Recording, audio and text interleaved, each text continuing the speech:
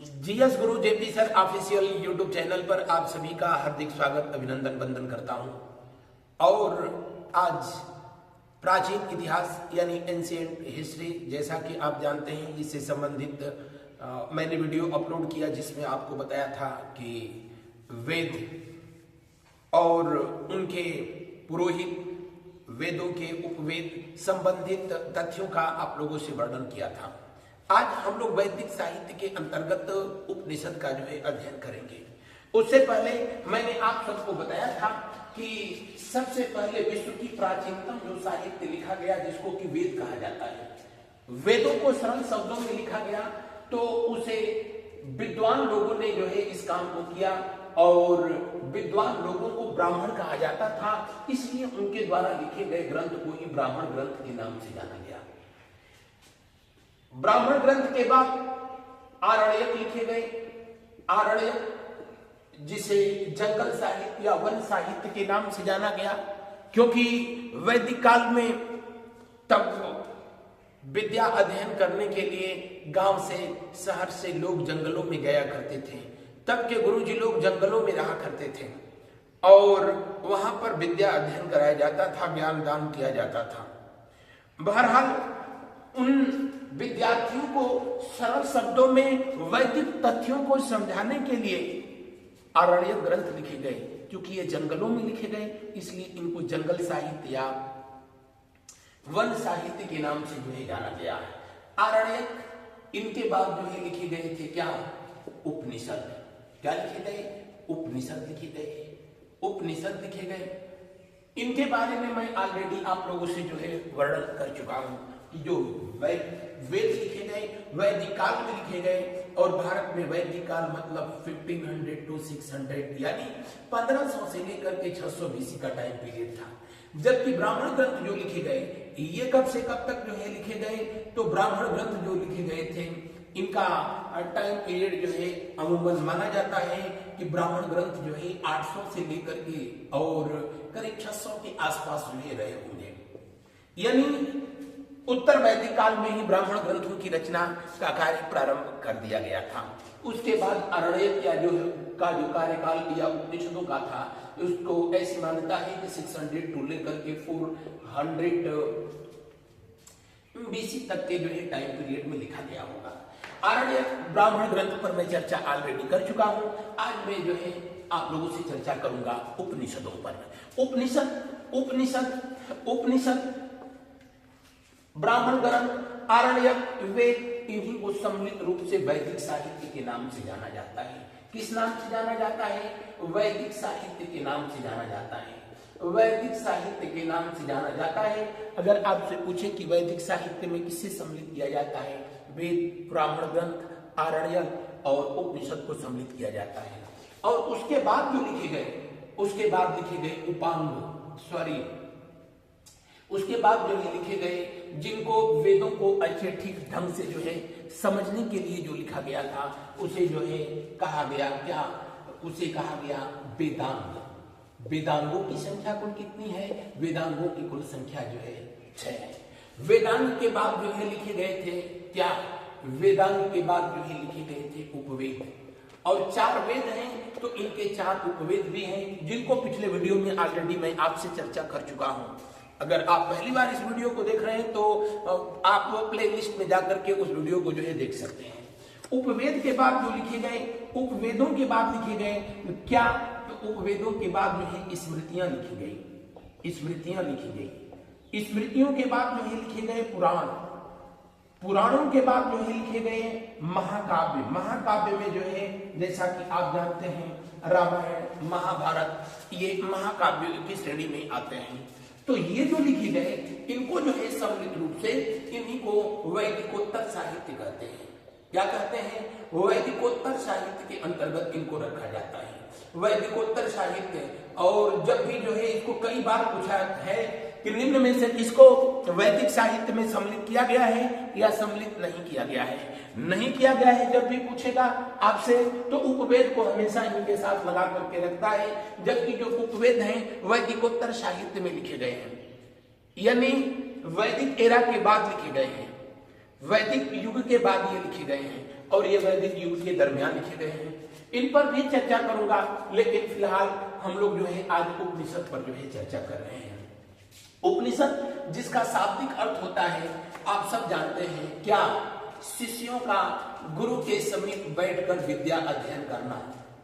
उपनिषद का शाब्दिक अर्थ शिष्यों का गुरु के समीप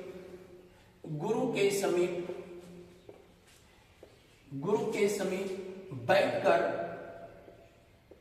ज्ञान प्राप्त करना, विद्या अध्ययन करना, ज्ञान प्राप्त करना, यानी क्या? उपनिषद। जितने भी उपनिषद लिखे गए, बताने की जरूरत नहीं कि कुल उपनिषदों की संख्या जो है कितनी है, तो कुल उपनिषदों की संख्या जो है 108 है। कुल उपनिषदों की संख्या जो है कितनी है, तो कुल उपनिषदों की जो है संख्या कितनी है? 108 है। और जो उपनिषद लिखे गए वेदों के बिल्कुल बाद में, अंत में उनको सम्मिलित किया गया, वेदों के अंत में सम्मिलित किया गया, जोड़ा गया, इसीलिए इनको वेदांत कहा गया। वेदांत नहीं, क्या? वेदांत। तो या तो आपसे पूछे कि कितने उपनिषद हैं, उस सवाल का भी जवाब है 108, या पूछे कितने वेदांत हैं, उसका भी जो है जवाब है 108। और जो पहला उपनिषद लिखा गया है, पहला उपनिषद जो है उसको जो है छांदोग्य उपनिषद जो है कहा गया। क्या कहा गया? छांदोग्य उपनिषद कहा गया। हालांकि कुछ किताब जो है बृहदारण्यक उपनिषद को भी जो है पहला उपनिषद कहती हैं, लेकिन एनसीईआरटी के अनुसार सामवेद का उपनिषद है छांदोग्य उपनिषद, और ये जो है पहला उपनिषद है, इस बात को ध्यान रखेंगे। यानी सबसे प्राचीनतम उपनिषद जो है कौन सा है, तो सबसे जो है प्राचीनतम उपनिषद छांदोग्य उपनिषद है। और छांदोग्य उपनिषद किसका है, तो सामवेद का उपनिषद है। किसका है? सामवेद का उपनिषद है। जैसा कि जानते हैं ऋग्वेद के ही मंत्रों को संगीतबद्ध किया गया है जिस पुस्तक में, उसी का नाम जो है सामवेद है। सामवेद भारतीय संगीत की जननी है। आगे अगर जो है पूछा जाए, क्या आपसे पूछा जाए कि 108वां उपनिषद कौन सा है, तो 108वां उपनिषद जो है, 108वां उपनिषद जो है कौन सा है, तो मुक्तिका। कौन सा उपनिषद? मुक्तिका उपनिषद 108वां है। 108वां उपनिषद मुक्तिका उपनिषद है। वैसे हर वेद के अपने जो है उपनिषद हैं, उनकी संख्या है। जैसे ऋग्वेद के कितने उपनिषद, यजुर्वेद के कितने उपनिषद। आप लोगों से परीक्षाओं में पूछा गया कि किस वेद के सर्वाधिक उपनिषद हैं, किसके सबसे कम उपनिषद हैं। सबको मैं एक एक करके बता रहा हूं, आप मेरे साथ जो है बस बने रहिएगा। वेद यहां पर लिखा हूं, आप सबको पता है कि कुल कितने वेद हैं, तो 4 हैं। सबसे प्रारंभिक वेद, सबसे प्राचीन वेद, विश्व की प्राचीनतम साहित्य कौन सी है? ऋग्वेद है, जिसमें विभिन्न देवताओं की प्रार्थना में लिखे गए मंत्रों का संकलन किया गया। और ऋग्वेद के अगर जो है पूछा जाए कि कितने उपनिषद हैं, तो ऋग्वेद के कितने उपनिषद हैं? ऋग्वेद के सिर्फ 10 उपनिषद हैं। कितने उपनिषद हैं? 10। ऋग्वेद के सिर्फ 10 उपनिषद हैं। और पूरे 4 उपनिषदों में सबसे कम उपनिषद जो है ऋग्वेद के ही हैं। ऋग्वेद के बाद जो है लिखा गया उत्तर वैदिक काल में यजुर्वेद, जिसमें वैदिक कर्मकांडों का जो है व्याख्यान किया गया। और यजुर्वेद जैसा कि आप जानते हैं, जो यजुर्वेद गद्य में लिखा गया, जो यजुर्वेद गद्य में लिखा गया, उसी को कृष्ण यजुर्वेद कहा गया। क्या कहा गया? कृष्ण यजुर्वेद कहा गया। और कृष्ण यजुर्वेद के उपनिषद कितने हैं? तो कृष्ण यजुर्वेद के उपनिषद सिर्फ जो है 19 हैं। कितने हैं? 19।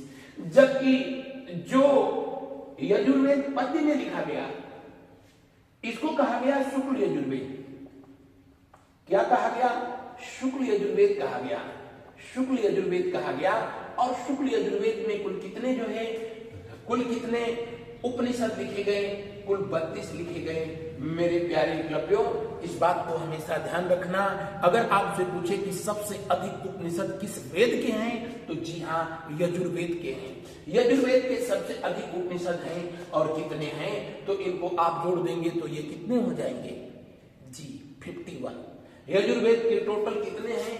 51 उपनिषद सबसे अधिक हैं। और सबसे कम किसके हैं? ऋग्वेद के हैं। यजुर्वेद के बाद लिखा गया कौन सा? सामवेद, जिसमें कुल 1549 मंत्र हैं। उन 1549 में से करीब 75 मंत्र जो है सिर्फ सामवेद के हैं, बाकी सब ऋग्वेद के ही हैं जिनको संगीतबद्ध कर दिया गया। और सामवेद के उपनिषदों की संख्या जो है, अगर पूछा जाए कि इसके उपनिषद कितने हैं, तो सामवेद के उपनिषदों की संख्या, जी हाँ, बस इतने हैं। कितने? 16। कुल इनके उपनिषदों की संख्या 16 है। और अंतिम वेद जिसको कि अथर्ववेद कहा गया, अंतिम वेद जिसको कि ब्रह्मवेद कहा गया, अंतिम वेद जिसको कि अद्भुत वेद कहा गया, लोकप्रिय वेद कहा गया, इसके रचनाकार अथर्वा ऋषि थे। कौन थे? अथर्वा ऋषि। और अथर्ववेद में, अथर्ववेद के जो है उपनिषद कुल कितने हैं, अगर जो है आपसे पूछा जाए कि इनके जो है कुल उपनिषद कितने हैं, तो इसके जो है कुल उपनिषदों की संख्या, कुल उपनिषदों की संख्या जो है 31 है। कितनी है? 31 है। 31। तो अगर जो है आप इनको आपस में काउंट भी करते हैं तो 10 प्लस 51 प्लस इनके कितने हैं? 16 प्लस इनके कितने हैं? 31। कितने हैं? 31। तो इनको अब जो है काउंट करिए तो टोटल जो है कितने हो जाएंगे? 108। कितने? 108। कुल उपनिषदों की संख्या कितनी है? 108 है। आगे हम लोग देखते हैं कि सबसे प्राचीनतम उपनिषद, सबसे बाद का उपनिषद, सबसे छोटा उपनिषद, सबसे बड़ा उपनिषद, किस उपनिषद में कृष्ण और कंस का उल्लेख किया गया, किस उपनिषद में याज्ञवल्क्य और गार्गी संवाद दिया गया, किस उपनिषद में यम नचिकेता संवाद दिया गया, कहां से लिया गया? सत्यमेव जयते। किस उपनिषद में दिया गया? सर्वे भवन्तु सुखिनः सर्वे सन्तु निरामयाः। उन सभी तथ्यों को हम लोग एक एक करके देखेंगे। बहरहाल बस थोड़ा सा 1 मिनट का समय दें इसको। उपनिषद जिसके बारे में बताया कि इसका शाब्दिक अर्थ होता है शिष्यों का अपने गुरु के समीप बैठ करके ज्ञान प्राप्त करना, विद्या अध्ययन करना। आप लोग भी जो है हाँ उपनिषद ही लिख रहे हैं। और मैंने बताया कि उपनिषदों को वेदों के सबसे बाद में लिखा गया, इसीलिए इसको किस नाम से जाना गया? वेदांत। ध्यान रहे, वेदांत अलग है और वेदांग अलग है। वेदांत जो है वैदिक साहित्य का हिस्सा है, जबकि वेदांग जो है वैदिकोत्तर साहित्य का हिस्सा है। और वेदांगों की अगर पूछेगा कि कितने वेदांग लिखे गए हैं, तो वेदांग जो है कितने लिखे गए? 6 लिखे गए हैं। लेकिन वेदांत कितने लिखे गए हैं? 108 लिखा गया है।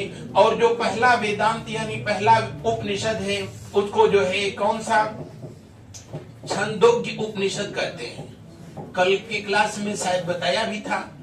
और छंदोग्य उपनिषद किस वेद का उपनिषद है? सामवेद का उपनिषद, सामवेद का है। ये पहला उपनिषद माना जाता है। और 108वां जो उपनिषद है उसको हम लोग कहते हैं क्या?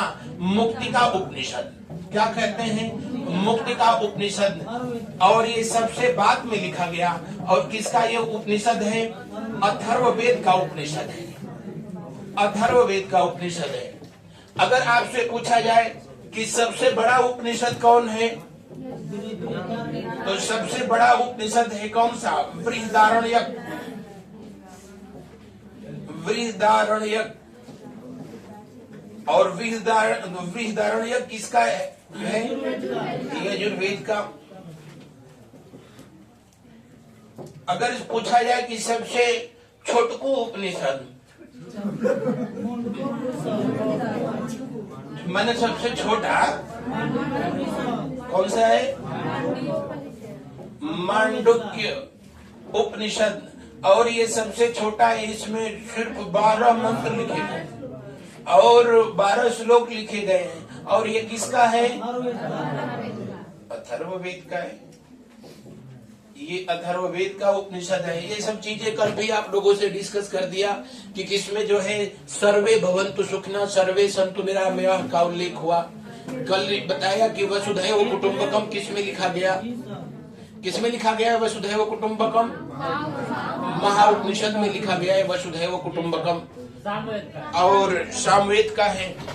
या आपसे पूछता है सबसे अधिक जो है सत्यमेव जयते, मुंडकोपनिषद से जो है लिया गया है। तो इन चीजों को जो है आप सब याद रखेंगे। बाकी उपनिषद जितने भी लिखे गए ये किस पर आधारित लिखे गए हैं? फिलॉसफी बेस्ड लिखे गए हैं, दर्शन पर आधारित लिखे गए हैं। किस पर लिखे गए हैं? दर्शन पर आधारित लिखे गए हैं।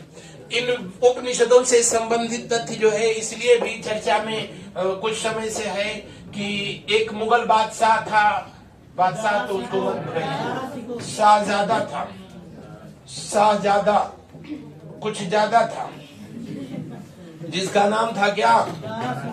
शाह बुलंद इकबाल।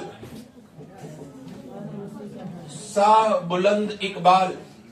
हालांकि शाह बुलंद इकबाल जो है कहा जाता है कि इनकी उपाधि थी और इनका वास्तविक नाम जो है दारा शिकोह था। और दारा शिकोह किसका बेटा था? शाहजहां का, औरंगजेबवा का भाई था। और औरंगजेब और दारा शिकोह दोनों की स्थिति बिल्कुल वैसी ही थी, रावण और विभीषण जैसी।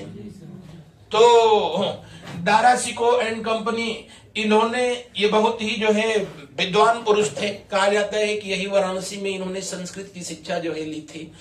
इसी दारा शिकोह के जो है गुरु थे जिनका नाम था मियां मीर। और मियां मीर कोई बताएगा किस मंदिर की आधारशिला रखी थी? बहुत पूछा भी जाता है। हाँ, स्वर्ण मंदिर, गोल्डन टेम्पल किसने बनवाया था? गुरु अर्जुन देव के द्वारा उसका जो है आधारशिला रखा गया। तो उसका उद्घाटन यही मियां मीर ने ही किया था। और मियां मीर जो कि कंदरिया संप्रदाय, जो कि इस्लाम धर्म का ही संप्रदाय है, जो कि आप लोग देखते हो ग्रीन वो गमछा या जो है कपड़ा वगैरह जो लिए रहते हैं, वो कंदरिया वाले लोग ही हैं। और दारा शिकोह ने जो है, दारा शिकोह के जो है ये गुरु थे जिन्होंने कि गोल्डन टेम्पल का जो है आधारशिला रखी थी। दारा शिकोह एंड कंपनी ने 52 उपनिषदों का, कितने उपनिषदों का? 52 उपनिषदों का उर्दू में ना फारसी में। मुगल साम्राज्य की ऑफिशियल भाषा कौन सी थी? फारसी। और 52 उपनिषदों का फारसी भाषा में अनुवाद किया। तो उसका क्या नाम दिया? कोई बात नहीं।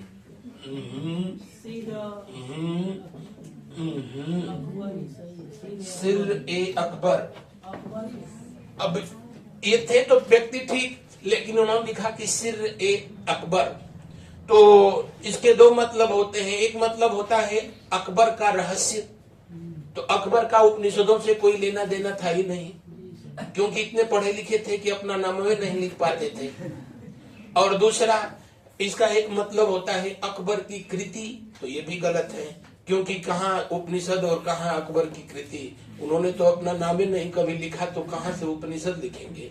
बहरहाल इन्होंने उन्हीं के नाम से इसका नाम जो है रखा, क्या? सिर ए अकबर। मजे की बात यह है कि आजकल हमारी सरकार भी इन पर जो है मेहरबान है। दारा शिकोह पर शाह बुलंद इकबाल जिनकी जो है उपाधि थी। आप लोगों को कभी इतिहास पढ़ाऊंगा तो बताऊंगा कि शाहजहां के बेटों में जब उत्तराधिकार की लड़ाई हुई, इसलिए लड़ाई हुई कि इन्होंने दारा शिकोह को अपना उत्तराधिकारी घोषित कर दिया। कौन? शाहजहां। दारा शिकोह को, हाँ, बड़ा इनका सबसे बड़ा बेटा था। दारा शिकोह को इन्होंने अपना उत्तराधिकारी घोषित कर दिया, इसलिए कि जो है ये बहुत पढ़े लिखे व्यक्ति थे, जबकि शाहजहां बहुत काफी पढ़े थे। हाँ, ताजमहल बनवाते रह गए। तो जाहिर सी बात थी उनका इस बेटे की तरफ जो है झुकाव होना, लगाव होना जो है लाजमी है। और इन्होंने 52 उपनिषदों के अलावा श्रीमद् भागवत गीता इसका भी जो है फारसी भाषा में अनुवाद किया था। तो आपसे पूछे ये कल बताया था कि ना? तो लिखो, लिख लिए हैं कि नहीं लिखे हैं अभी? तो जल्दी लिखे, शुभ मुहूर्त चल रहा है। हट जाए, ये मत कहिए कि यहां से चल जा।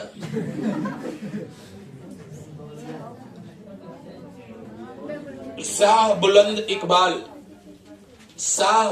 इकबाल अथवा दारा शिकोह। हालांकि शाह बुलंद इकबाल इनकी उपाधि थी जो इनके पापा दिए थे, लेकिन बाद में पापा से इनका इतना लगाव था कि इन्होंने फिर इसी नाम का धड़ल्ले से इस्तेमाल करना शुरू कर दिया। दारा शिकोह ने श्रीमद् भागवत गीता सहित 52 उपनिषदों का फारसी भाषा में अनुवाद किया था। श्रीमद् भागवत गीता सहित 52 उपनिषदों का फारसी भाषा में अनुवाद किया और उसका नाम सिर-ए-अकबर दिया।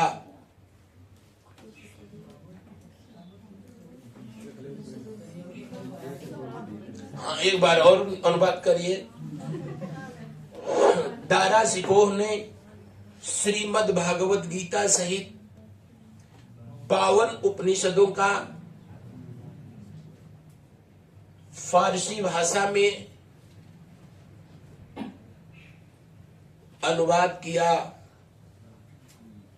और उस पुस्तक का नाम क्या दिया? सिर-ए-अकबर।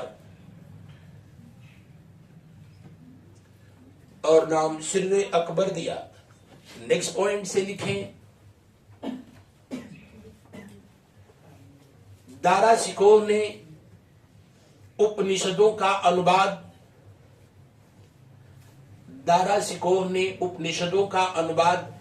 अपने गुरु मियां मीर के सलाह पर किया था। दारा शिकोह ने उपनिषदों का अनुवाद अपने गुरु मियां मीर के सलाह पर किया था।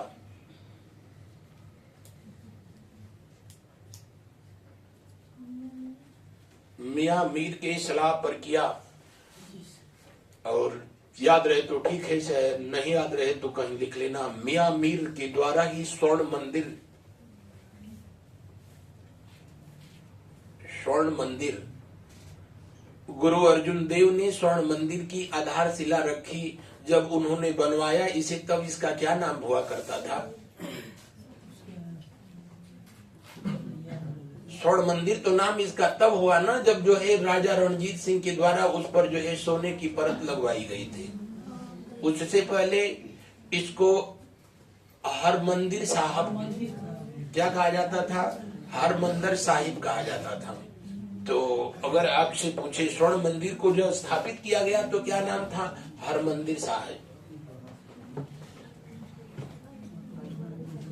लिख लिया गया। स्वर्ण मंदिर का जो है नाम जो है था हरमंदिर साहिब। अगला प्रश्न पूछता है कि उपनिषदों का फारसी भाषा में अनुवाद करने के कारण किसे काफिर की उपाधि दी गई थी? तो उस दंश को भी झेलना पड़ा था। किसको? जी, शाह बुलंद इकबाल को इन्हीं का सगा भाई औरंगजेब के द्वारा काफिर जो है कहा गया था, क्योंकि इन्होंने उपनिषदों का अनुवाद किया तो उसमें जो है इन्होंने इस बात को उल्लेखित किया, स्वीकार किया कि दुनिया के जितने भी धर्म हैं उनका जो स्रोत है वो सनातन हिंदू धर्म है, वहीं से उनकी उत्पत्ति हुई है। तो जाहिर सी बात थी, जो कट्टर इस्लामिक लोग थे उनको ये बात जो है बुरा लगा, और सबसे ज्यादा बुरा लगा किसको? औरंगजेब को। वो औरंगजेब जिसने अपने सिक्कों पर कुरान की आयतें या कलमा लिखवाना बंद इसलिए कर दिया ताकि वो जो है काफिर मतलब गैर इस्लामिक लोगों के हाथ में जाता था, और उससे वो कहता था कि कुरान की आयतों का अपमान होता है। वो औरंगजेब जिसने की जो है सभी हिंदू धार्मिक मंदिरों को तोड़ने का आदेश दिया, उसी के कार्यकाल में जो है उसी के आदेश पर आपका ये विश्वनाथ मंदिर जो है तोड़ा गया बनारस का, या जो है ऐसे तमाम मंदिरों को जो है तोड़ा गया। और उसी का सगा भाई जो है ये कहे कि हिंदू और जो है हिंदू धर्म, इस्लाम धर्म या कोई भी धर्म, बस उसका जो है रूप अलग अलग है, बिल्कुल वैसे ही जैसे भगवान के नाम अलग अलग हैं। तो जाहिर सी बात है ये बात इनको बुरा लगेगा। यही वजह था कि दारा शिकोह का औरंगजेब ने विरोध कर दिया, और इसी को लेकर के 3-3 राउंड की जो है उत्तराधिकार की लड़ाइयां हुई। जी हाँ, सबसे पहले यहीं पर बहादुरगढ़ हुआ बाबतपुर में, जो कि बनारस का हिस्सा, तब हम लोग भी बनारस काशी का ही जो है हिस्सा हुआ करते थे। और उसके बाद जो है वहां लास्ट वाला सामूगढ़ में हुआ था। उसके बाद औरंगजेब ने अपने ही बाप शाहजहां को कैद कर लिया आगरा में। 1658 में जो है आगरा में कैद कर लिया गया। कौन? शाहजहां। औरंगजेब अगला बादशाह हुआ। अपने बाप को अपने भाई के चंगुल से छुड़ाने के लिए दारा शिकोह को जो है न चाह करके भी युद्ध करना पड़ा। और वो लड़ाई जो हुई थी, शायद आप लोग जानते हैं, नहीं जानते हैं तो उसे देवराई कहा गया। देवराई 1659 में ये जगह जो है अब पड़ती है मथुरा में। मथुरा के पास जो है देवराई की लड़ाई हुई और देवराई में दारा शिकोह जो है युद्ध हार जाता है, उसको बंदी बना लिया जाता है। उसको आगरा वहां ले जाया जाता है दिल्ली, क्योंकि औरंगजेब ने अपना राज्याभिषेक दिल्ली के लाल किला में जो है कराया था। 2 बार इसने भी अपना राज्याभिषेक कराया था, एक बार यहाँ एक बार वहां। तो वहीं पर औरंगजेब के आदेश पर इनका सर कलम कर दिया जाता है। तो इनका जो सिर वाला हिस्सा था, धड़ तो वहीं रख दिया गया, इसका सिर वाला हिस्सा जो है उसको चारों तरफ जो है घुमाया गया। उसके पीछे इनका उद्देश्य था कि अपने मजहब का जो विरोध करे उसके साथ जो है उसका यही हश्र होना चाहिए, वो अपना सगा भाई ही क्यों ना हो। तो जाहिर सी बात है अपने द्वारा किए गए कुकृत्य का ये जो है एक सहानुभूति प्राप्त करना चाहते थे। और इन्हीं के कैद में बंद था जो है शाहजहां आगरा की जेल में, तो उसको उपहार में सिर भिजवाया गया। उस समय का ये परंपरा हुआ करती थी। पुरानी फिल्में देखें तो उसमें दिखाया भी गया है कि जब एक राजा दूसरे राजा का जो है जब वो कर लेता था, उसको पराजित करता था, तो उसका जो है सर काट करके सेनापतियों के द्वारा जो है उपहार में भेजा जाता था बादशाह को। तो भेजा गया शाहजहां को। अब काम की चीज ये है कि इनका धड़ जो है दफना दिया गया आगरा में, सॉरी, इनका सिर जो है दफना दिया गया आगरा में, और इनका धड़ जो है दफना दिया गया हुमायूं के मकबरा में। अब मोदी जी को न जाने क्या हुआ। ये घटना थी 1659 की, और 2019 में मोदी जी एक कमेटी बनाए। दारा शिकोह के प्रति उनका भी अगाध प्रेम उमड़ा। जो लॉर्ड डलहौजी रोड था दिल्ली का, उसका नाम बदल करके करंट अफेयर में आप लोगों ने पढ़ा दारा शिकोह मार्ग लिखा गया। और इनकी कब्र वाकई है कहां पर, उसको खोजने के लिए जो है एक समिति 7 सदस्यों की बनाई गई, और उस समिति का नाम दिया गया दारा शिकोह समिति। उसके अध्यक्ष थे जिनका नाम था कौन? Doctor Allen. तो इसलिए पीके एलन की जीके एलन कोई करके हैं, तो इसलिए इनको एलन समिति भी जो है कहा जा रहा है।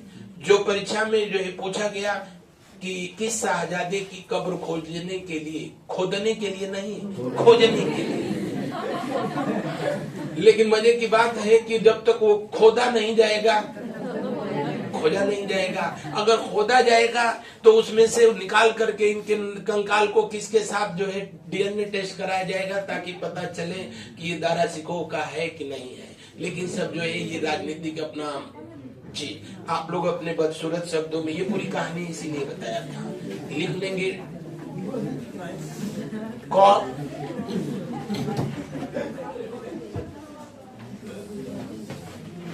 एलन समिति,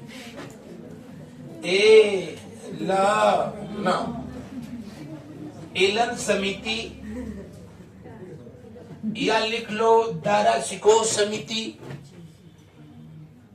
लेकिन ये वाला नाम से पूछ रहा है, 1-2 बार परीक्षाओं में इसको पूछा है।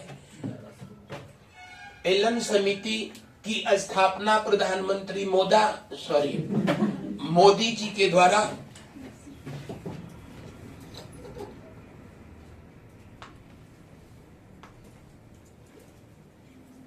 मोदी के द्वारा 2019 में, हालांकि ये समिति 2021 से काम करना शुरू की, 2019 में किया गया, जिसके सदस्यों की कुल संख्या 7 है।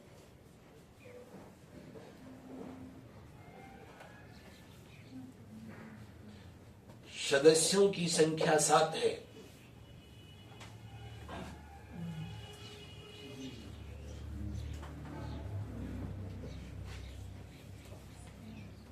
सदस्यों की संख्या कितनी है? 7। उसमें अभी आर.के. बिष्ट जो है जिंदा हैं, जो सिंधु घाटी सभ्यता की जो है बहुत सारे स्थलों की जो है उन्होंने खुदाई कराई थी।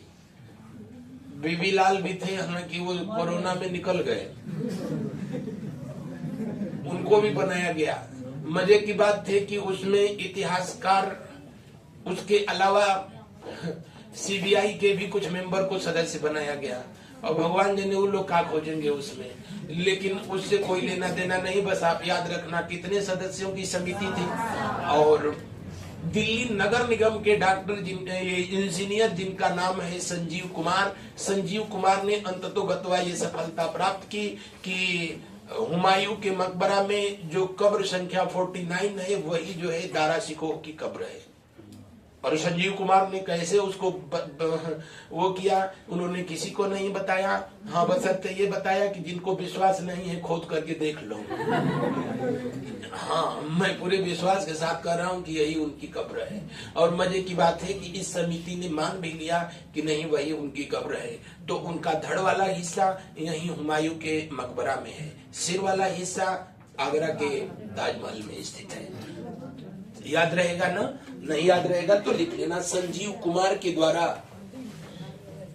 इनके कब्र की खोज की गई है।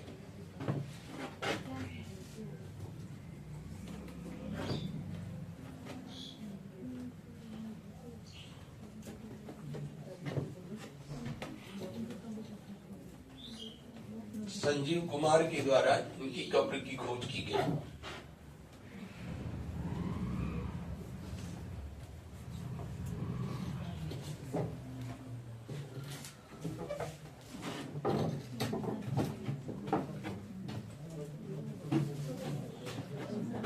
लिख लिया गया।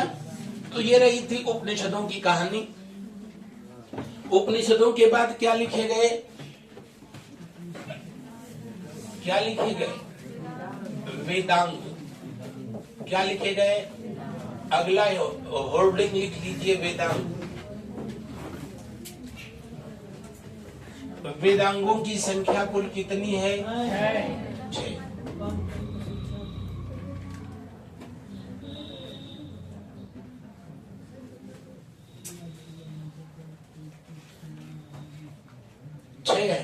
वेदांगों की जरूरत क्यों पड़ी? तो वेदों को ठीक ठीक जो है समझने के लिए, उनके लिखे गए शब्दों के शुद्ध उच्चारण करने के लिए वेदांग लिखे गए, और कुल 6 लिखे गए। वेदांग का मतलब वेदों का अंग। जैसे हम लोगों के भी शरीर में अंग है। मनुष्य के शरीर में कितने अंग हैं?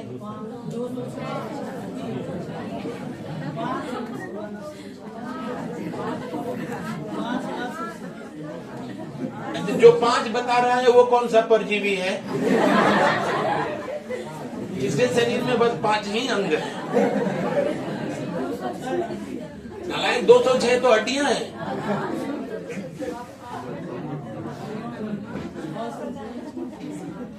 आज तक बताओ इतनी सी बात नहीं पता चली कि हम लोगों के शरीर में कितना अंग है। रोज साइंस की क्लास चलती है कि नहीं चलती है? तो आपका साइंस में पढ़ते हो?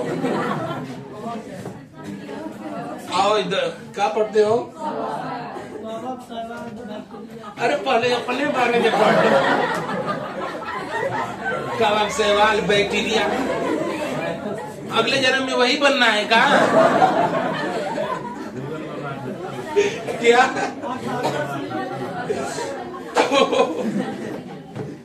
आइए इधर देखो नारायण को। क्या? 78 नहीं, मुख्य रूप से जो है उनको 78 माना गया है। जो और वैसे तो आपको पढ़ाया गया हो, अब हम साइंस पढ़ाएं, जो है ग्रुप ऑफ सेल को जो है क्या कहते हैं? टिश्यू कहते हैं। और ग्रुप ऑफ जो है टिश्यू होते हैं उनको जो है कहते हैं क्या? बोलो, आर्गन।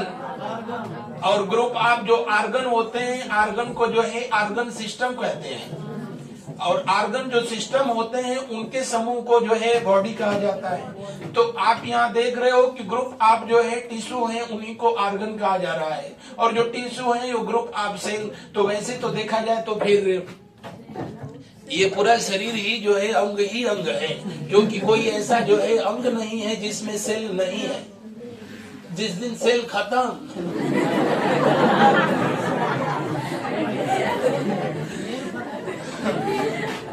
जिस दिन सेल खत्म उस दिन खेल खत्म। इस बात को ध्यान रखना कि जिस दिन सेल आवश्यकता से अधिक हो गई तब भी खेल खत्म। जब शरीर में किसी कोशिका का जो है बहुत तेजी से ग्रोथ होने लगता है तब उसी को कैंसर कहा जाता है।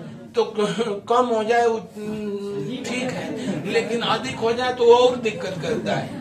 तो छोड़ो, ये मेरा सब सेक्शन नहीं है, लेकिन फिर भी मुख्य रूप से अंगों की संख्या जो है जी 78 बताया गया है। और वैसे 2 तरह के अंग होते हैं, वो अंग जिनको कि हम लोग देख नहीं सकते हैं, इंटरनल ऑर्गन, और जो नहीं देखे जा सकते हैं वो सबके एक ही जैसे है।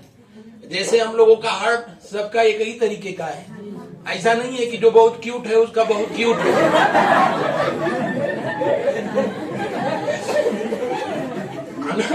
चाहे वो कलपुआ हो चाहे जोखना। हाँ भाई, इसीलिए तो इंटरनल ऑर्गन ट्रांसप्लांट हो जाते हैं। इनकी किडनी निकाल के उनके शरीर में लगा दो, वो काम करने लगती है ना। सबका किडनी निकाल करके अगर जो है रख दिया जाए, हालांकि ऐसा होगा नहीं, एक बात कर रहा हूं, निकाल के रख दिया जाए और उसके बाद वो होश में आए तो सबसे कहा जाए कि तुम अपना अपना उठा लो, तो धर्म संकट में पड़ जाएगा। बिल्कुल वैसे ही जैसे बजरंग बली गए थे, संजीवनी लागे तो संकट में पड़ गए, क्योंकि सब सेम एज ही दिख रहा है। तो इंटरनल ऑर्गन वही वो है जो कि बिल्कुल सेम एज है, और एक्सटर्नल वो हैं जिनको हम देख सकते हैं, लेकिन ये ट्रांसप्लांट नहीं हो सकते हैं। आप तो कभी नहीं सुने होंगे कि इनका पैर निकाल के उनके पैर में लगा दिया गया और वो जो है हाँ ओलंपिक में मेडल जीत लिया। तो खैर छोड़ो नालायकों, तुम लोग हमारा वेदांत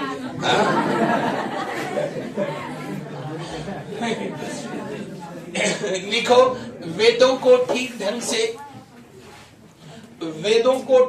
से समझने के लिए, वेदों को ठीक ढंग से समझने के लिए वेदांगों की रचना,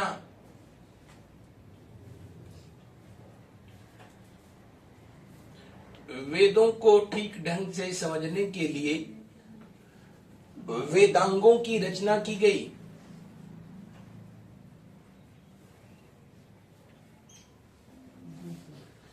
ठीक ढंग से समझने के लिए वेदांगों की रचना की गई। वेदांग किसमें लिखे गए हैं? गद्य में या पद्य में? गद्य में लिखे गए। आप लिखो वेदांग संस्कृत भाषा,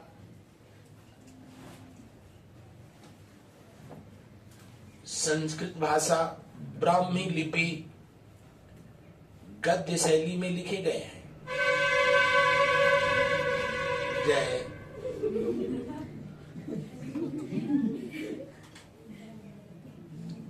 संस्कृत भाषा ब्राह्मी लिपि गद्य शैली में लिखे गए हैं। कौन? वेदांग। इनके नाम क्या क्या हैं? तो इनके नाम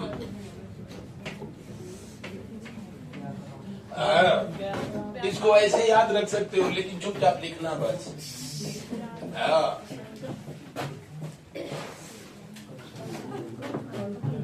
कल्पो मतलब क्या? कल्पो बक ना जा शिक्षा छी। अब सब याद रहेंगे।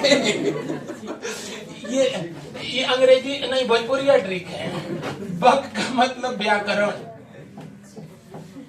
ना का मतलब जी, अगर ना से दिक्कत हो तो ना रे कर लो, अब सही हो जाएगा। निरुक्त, जा का मतलब ज्योतिषम,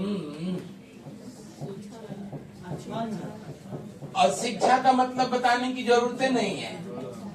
और हाँ, अब हूं कहा। अगर पूछा जाए कि वेद रूपी शरीर, वेद को मान लिया गया कि जो है शरीर है, तो कल्प क्या है? तो कल्प जो है कर, कर का मतलब वेद रूपी शरीर के हाथ को क्या कहते हैं? कल्प कहते हैं। वेद रूपी शरीर के मुंह को क्या कहते हैं? व्याकरण। वेद रूपी शरीर के ज्योति से, तो अरे ऐसे मत लिखना टेलो इसको, ऐसे ज्योतिष शब्द है भाई, नहीं मैं पहले गलत लिखा था। तो ज्योति मतलब रोशनी, मतलब क्या? नेत्र। शिक्षा को छूट गया का, शिक्षा नासिका या नाको, सॉरी नाक। छंद मतलब क्या? पैर। तो अब क्या बच गया? निरुक्त।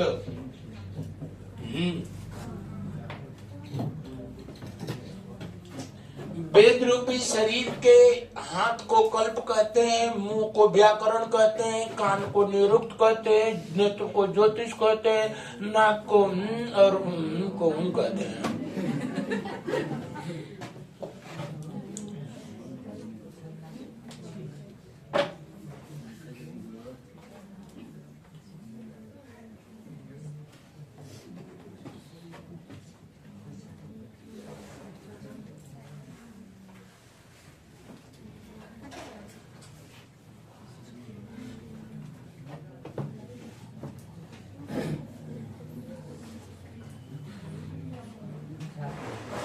नोट कर लिया गया?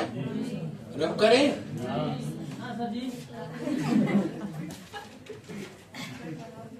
जल्दी करो, टेस्ट में खेलत हुआ।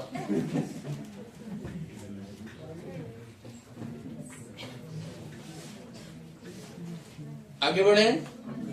अब देखो, जो अगर जो है पूछा जाए कि इनमें भी सबसे पहले जो है किसको लिखा गया, तो किसी भी जो है जी, किसी भी साहित्य को समझने के लिए सबसे पहले उसका जो है व्याकरण, क्योंकि कोई भी खेल उसको अगर आपको खेलना हो तो सबसे पहले उसके नियम जानना पड़ेगा, है ना। क्रिकेट अगर जो है उन्हीं लोगों को ज्यादा आनंद आता है जिनको उनका नियम पता है, और नहीं तो फिर तो क्या ही बताया जाए। हमारे यहाँ एक दादा थे, तो क्रिकेट जब जो है कभी हम लोगों का भी बड़ा क्रेज था, बैटरी लगा करके जो है देखा जाता था क्रिकेट। गांव में लाइट जलते हुआ, एक सप्ताह रात में, एक सप्ताह दिन में, एक सप्ताह न रात में न दिन में, क्योंकि दिव्य भारत भव्य भारत बनाया जा रहा है ना। तो बैटरी लगा करके हम लोग जो है देखते थे जब क्रिकेट, तब दादा भी आके बैठ जाते थे। तो उनका या तो जो है बैटरी का इस्तेमाल तब किया जाता था जब जो है महाभारत सीरियल आए, उस समय बड़ा क्रेज था। कभी महाभारत जब टीवी पर आता था तो जो है पूरा सन्नाटा संडे के दिन हो जाता था। अब तो घर घर में महाभारत हो रहा है, इसलिए महाभारत अब नहीं टीवी पर आता है। कोरोना काल में महाभारत और रामायण को फिर जो है चलाया गया था, ताकि जो है लोग घरों में ही बने रहे। तो अब दादा क्रिकेट देखते थे, अब उनका कुछ समझ आता ही नहीं था, तो थोड़ी देर देखते देखते तब उधर जाकर के जो है बैठ के अब शुरू हो जाते हैं। का हुए रोज देखे न सो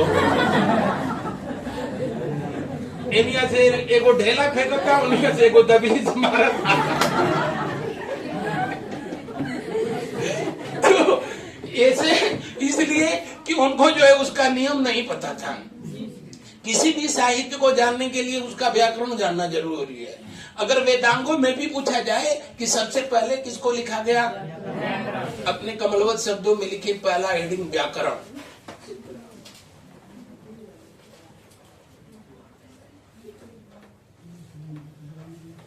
व्याकरण लिखे वेद रूप, यहाँ तो बोल भी दिया है, वेद रूपी शरीर का मुख, वेद रूपी शरीर का मुख,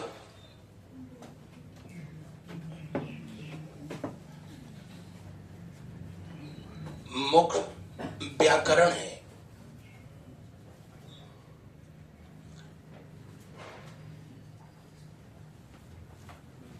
व्याकरण है जिसके तहत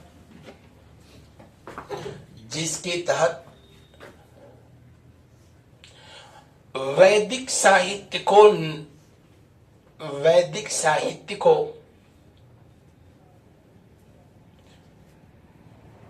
नियमबद्ध किया गया है।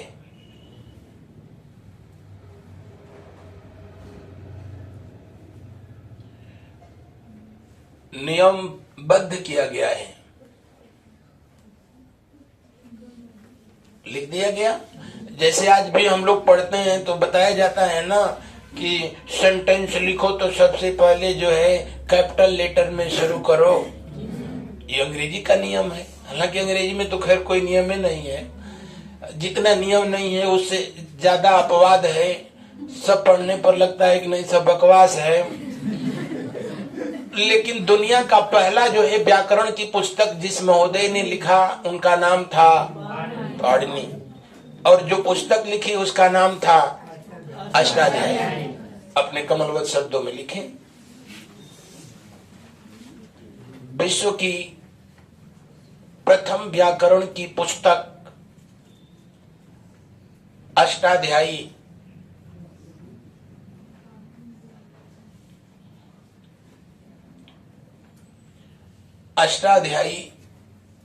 के द्वारा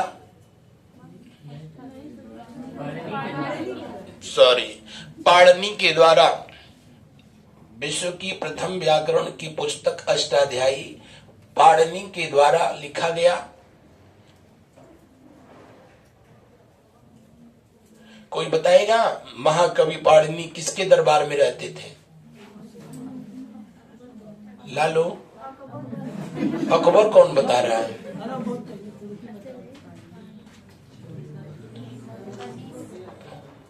चलो जाने दो,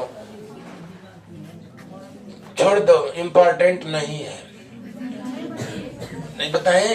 हाँ, नहीं हम बताएंगे। हम नहीं बताएंगे तो बहुत तेरे कहेंगे कि बताइए कि ना बताइए। तो देखो वो खुश है उधर, उसको पता है कि हमारे मन की बात उतनी दूर से कैसे जानते हैं। हम जानते हैं ना, आजकल वो वाले शिष्य है, वो वाले अब नहीं है कि गुरुजी अंगूठा मांगे तो अंगूठा काट के दे दिए। अब तो भरपूर देंगे ला। तो मगध का जो एक राजा था जिसने नंद वंश की स्थापना की, महापदम नंद। कहा जाता है कि पाणिनि ब्राह्मण व्यक्ति थे, जबकि मगध पर शासन करने वाला पहला क्षुद्र अगर राजा था तो महापदम नंद था। महापदम नंद जब जो है सम्राट बना तो पाणिनि गुस्सा गए, कहे कि जा मगध दरबार में हम नहीं रहेंगे। हाँ, उससे पहले आप लोग जो है पढ़े होंगे कि नंद वंश से पहले मगध पर कभी पढ़ाऊंगा तो बताऊंगा किसका शासन था।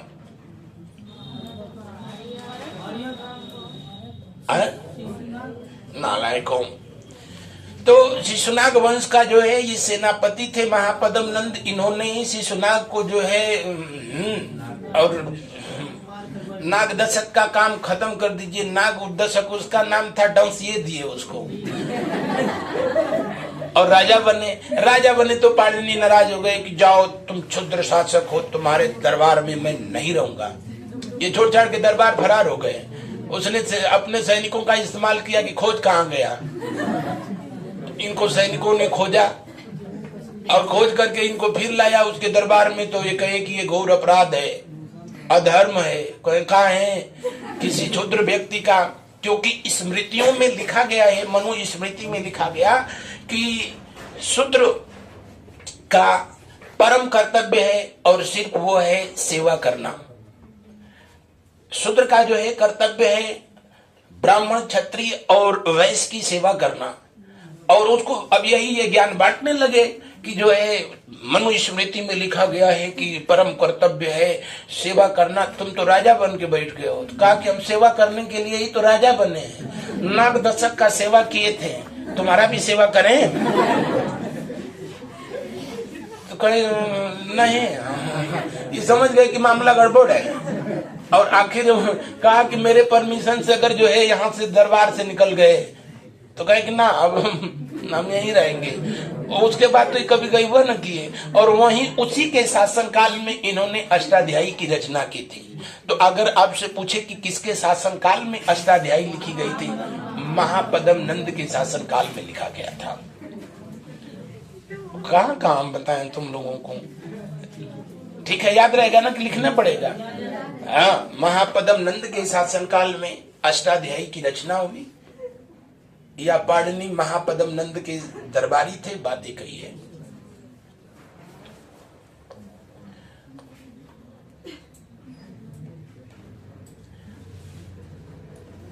लिख लिया गया।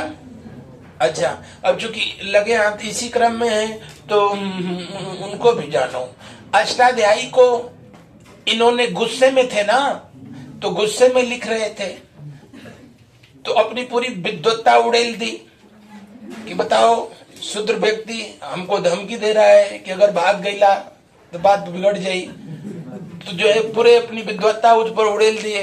महापद्म नंद जो है बहुत ढेर पड़े थे, कहीं का लिखला, कहे कि बाद में बताए, पहले लिखे था। ये इतना जो है कठिन उसको शब्दावली लिख दी कि जो है आम जन के वो बस की बात नहीं थी। तो उसको फिर सरल शब्दों में लिखा गया। जब जो है किसी ग्रंथ को सरल शब्दों में लिखा जाता था तो उसको जो है भाष्य कहते थे। क्या कहते थे? भाष्य। जैसे रामायण हजारों साल पहले वाल्मीकि जी ने लिखा।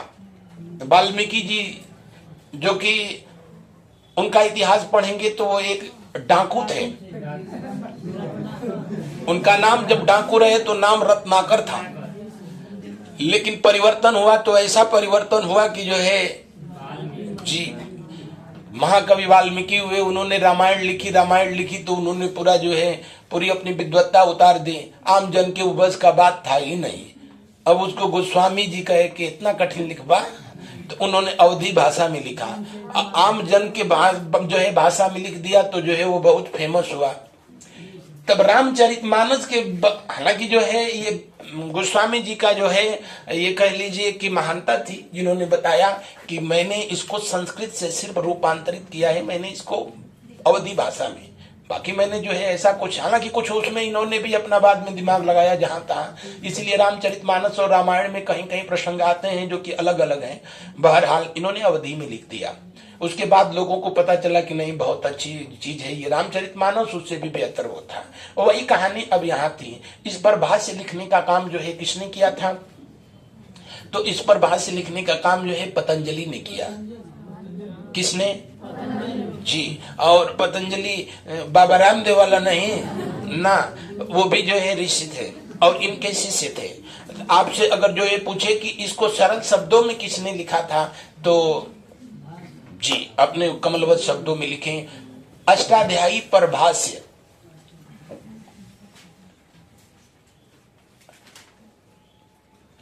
अष्टाध्यायी पर भाष्य महर्षि पतंजलि के द्वारा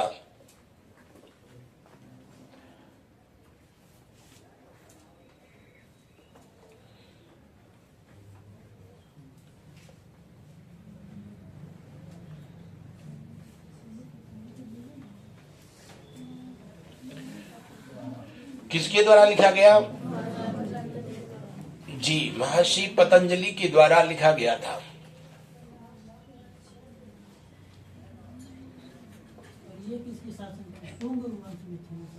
जी पुष्यमित्र शुंग को जो है इन्होंने ही तो वो कराया, राज्याभिषेक वो कराया था, राजसु यज्ञ कराया था, राज्याभिषेक कराया। अगर नहीं पता है कोई तो लिख लेंगे। पतंजलि शुंग वंश के, या कह लें कि पतंजलि पुष्यमित्र शुंग के दरबारी थे, बात ही कही है।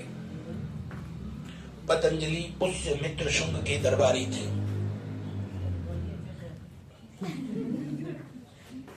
का हो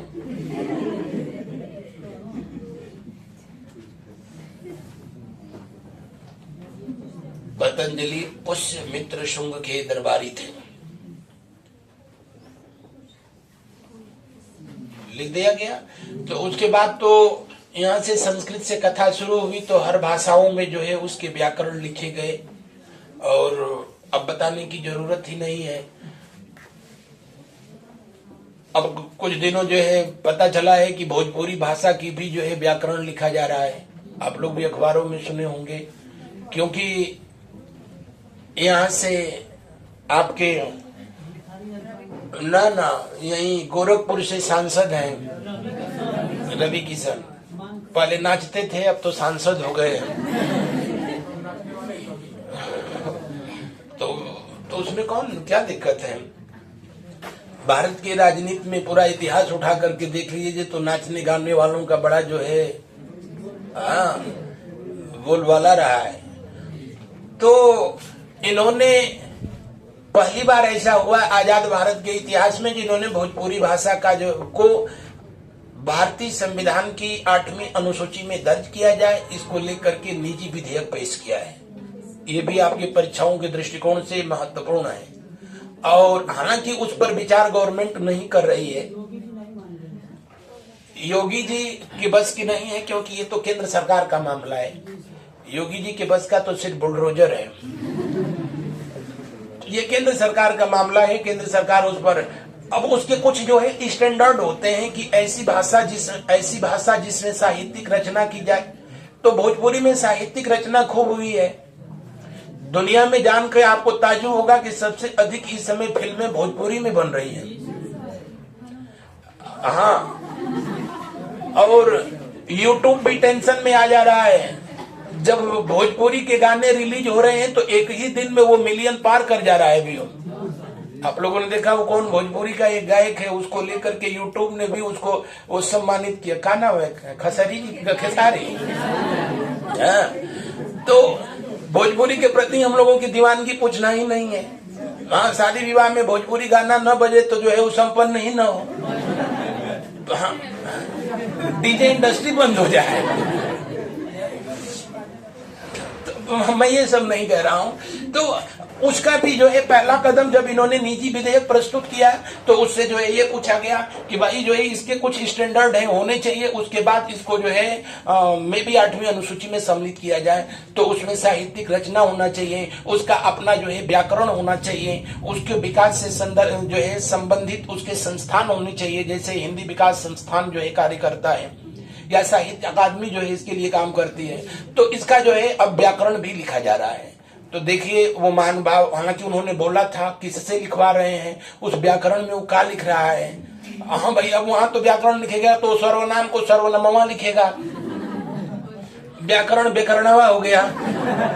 तो देखिए उसको कैसे जो है प्रस्तुत किया जाए, क्योंकि हो सकता है कि आने वाले समय में भोजपुरी जो है लोगों का वोट बैंक बनाने के लिए गवर्नमेंट इसको जो है सम्मिलित करे, क्योंकि केंद्र सरकार भी उसके पक्ष में है।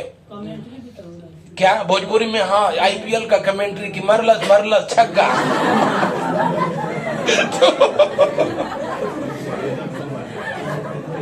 यही कर रहा था ना कौन? थोड़ा सा हम भी एक दिन सुने तो उसको जो है खेल कम लोग इंटरटेन ज्यादा कर रहे हैं, लेकिन वहां भोजपुरी की कमेंट्री में भी लोग जो है सबसे ज्यादा इंटरेस्ट दिखा रहे हैं। हाँ,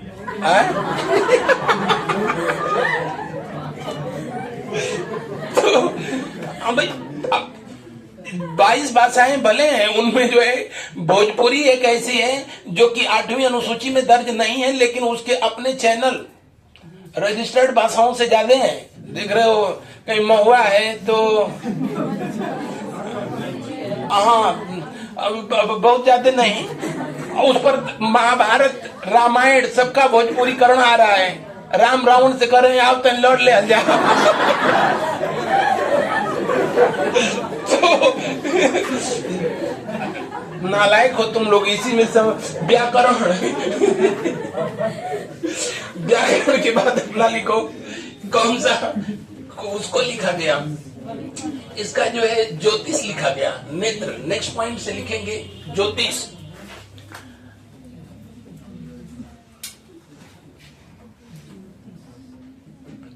ज्योतिष वेद रूपी शरीर का नेत्र।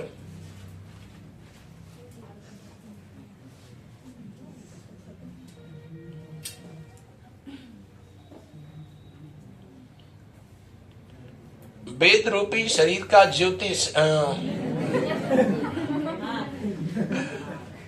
वेद रूपी शरीर का नेत्र। आपसे पूछा जाए कि ज्योतिष को सबसे पहले शब्द रूप देने वाले इसके प्रणेता ऋषि का क्या नाम था? सबके सब लिखो। ज्योतिष को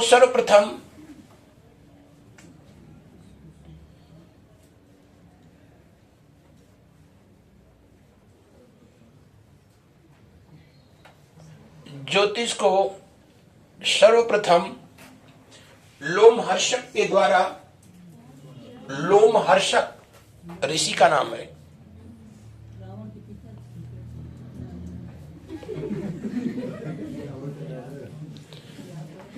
और जिनका नाम नरेंद्र होगा वो सब प्रधानमंत्री होंगे। लोमहर्षक ऋषि के द्वारा प्रस्तुत किया गया।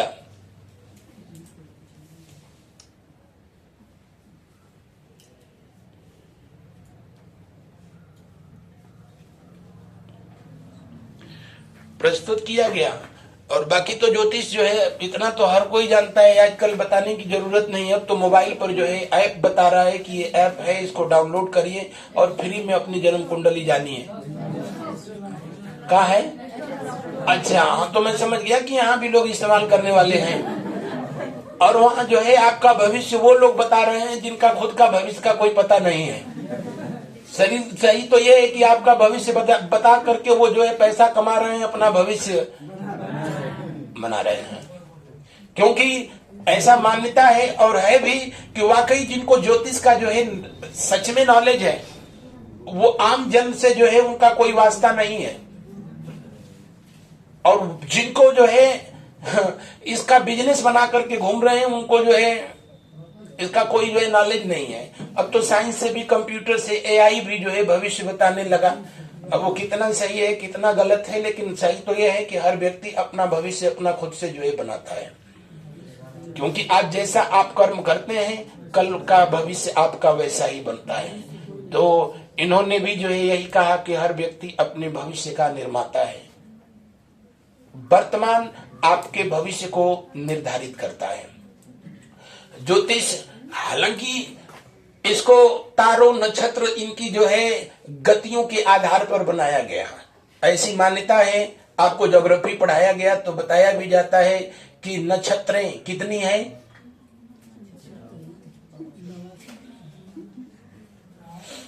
अपना वाला भी नहीं याद है किसी को? अरे घर में बहुत लड़का जो है लायक होता है तो घर वाले कहते हैं कि ना जानी कौन नक्षत्र में है। अब हम कहाँ बताएं, अब ज्योतिष पढ़ाएं?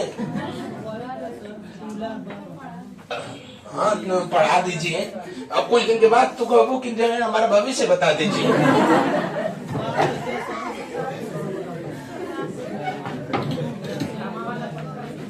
नालायकों, देखो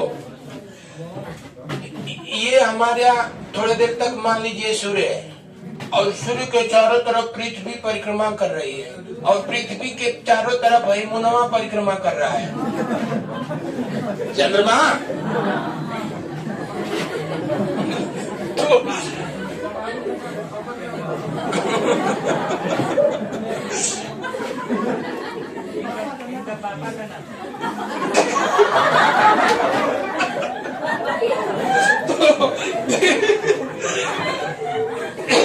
देखना भाई, बुरा मत मानना। हालांकि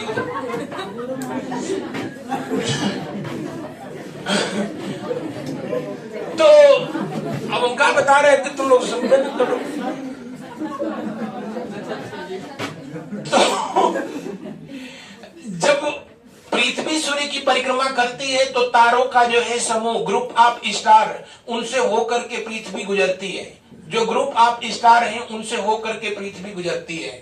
और ये ग्रुप ऑफ स्टार कुछ इस तरीके से जो है व्यवस्थित है कि कोई न कोई वो शेप साइज को जो है उनको ध्यान से देखो। कभी जो है तारामंडल को देखने का मौका मिले आप तो देखना, तो वो लगेगा कि कहीं जो है तुला, तुला मतलब समझ रहे हो ना, तुला दिखेगा, कहीं शेर दिखेगा, कहीं मकर मतलब मछली की आकृति दिखेगी, कहीं भेड़ की आकृति दिखेगी।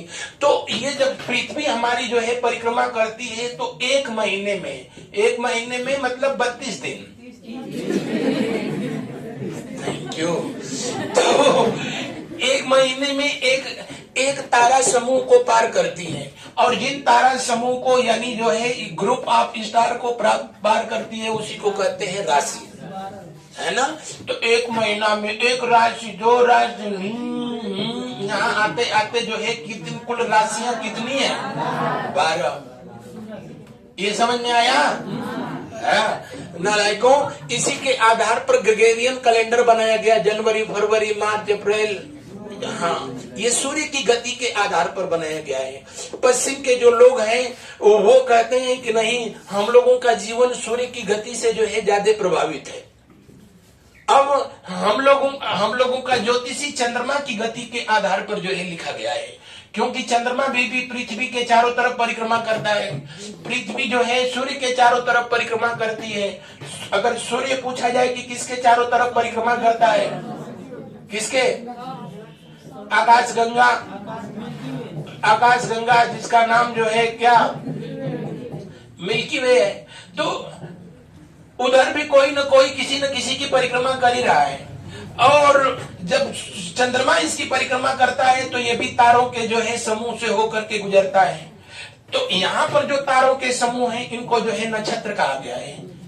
क्या कहा गया है? नक्षत्र कहा गया है। और चंद्रमा एक दिन में ये पट्टा एक नक्षत्र को पार कर जाता है। और जो है टोटल 27 नक्षत्र हैं इसके चारों तरफ। 27 कुल नक्षत्रों की संख्या कितनी है? 27। तो हम लोगों का जो है वैदिक साहित्य में जो ज्योतिष लिखा गया है वो चंद्रमा और पृथ्वी की गति के आधार पर लिखा गया है, न कि जो है पृथ्वी और जो है सूर्य की गति के आधार पर लिखा गया है। अखबारों में जो छपता है रोज वो राशियां हम लोग देखते हैं, नक्षत्र नहीं देखते हैं। देखते हो ना, बहुत तेरे लोग सबसे पहले अखबार खोलेंगे तो देखेंगे मेरे लिए कोई गुड न्यूज है, नहीं है, बेकार है पेपर, है ना। और अगर जो उसको ये लिखा है कि आज शाम तक कोई जो है अच्छी खबर मिलेगी, तो हाँ, तो इन दोनों की बातें समझ में आई। नक्षत्र अगर पूछे कि वैदिक साहित्य का ज्योतिष किसके आधारित है? नक्षत्र आधारित है। इनमें जो राशियां हैं उनका नाम तुला राशि, मकर राशि, सिंह राशि, वृश्चिक राशि, ये सब जानते हो ना। अब ऐसा माना जाता है कि इस एक महीने के दौरान जो है जिसका जन्म हुआ होगा, इस पृथ्वी पर जितने भी जीव है जो है उनका जो व्यवहार होता है पर्टिकुलर उस जीव की तरह होता है। यानी अगर जो है जिसकी राशि जो है वृश्चिक होगी, किसी को बताना मत, ऐसा जो है बिच्छू, है ना। और ऐसा माना जाता है इस राशि में जन्म लेने वाला व्यक्ति हमेशा पीठ पीछे जो है छुरा भोंकने का काम करता है, अचानक में ही डंक मारता है। जो कन्या राशि जिनका होगा, ऐसा माना जाता है कि इस राशि में जन्म लेने वाले जो जीव होते हैं या मनुष्य होते हैं उनका जो है स्वभाव बहुत जो है सौम्य होता है। सिंह वालों को बताने की जरूरत नहीं है, हाँ, वो भूख लगे तो कच्चा चबा जाए। तो इसी तरह हम लोगों के यहाँ नक्षत्र में कहा जाता है कि चूंकि सूर्य जो है चंद्रमा पृथ्वी के बहुत करीब है तो इनका बहुत ज्यादा हम लोगों पर असर पड़ता है। नक्षत्र 27 है। कौन कौन सी?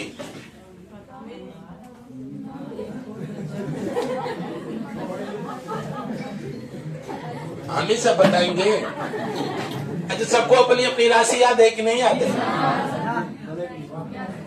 याद है। नालायकों, तो जो सबसे जरूरी है वो याद नहीं है, नक्षत्र।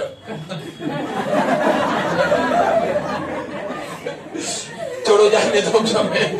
नक्षत्र अरे पढ़ते हो तो जो है बताया जाता है रोहिणी नक्षत्र, हाँ देखो उनको याद है, उनको अपना वाला याद है। हाँ नहीं सही याद है। रोहिणी नक्षत्र, स्वाति नक्षत्र, शिखा नक्षत्र, विशाखा, विपाशा और इतना बताएं उसको, बस वही समझ में आया है।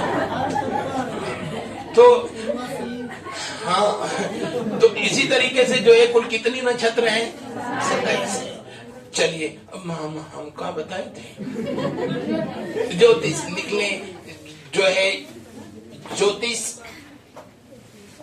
पृथ्वी और चंद्रमा की गतियों के आधार पर लिखा गया है। आज बस इतना ही हम ज्योतिष बताएंगे, इससे ज्यादा ना। चंद्रमा और पृथ्वी की गति के आधार पर लिखे गए हैं।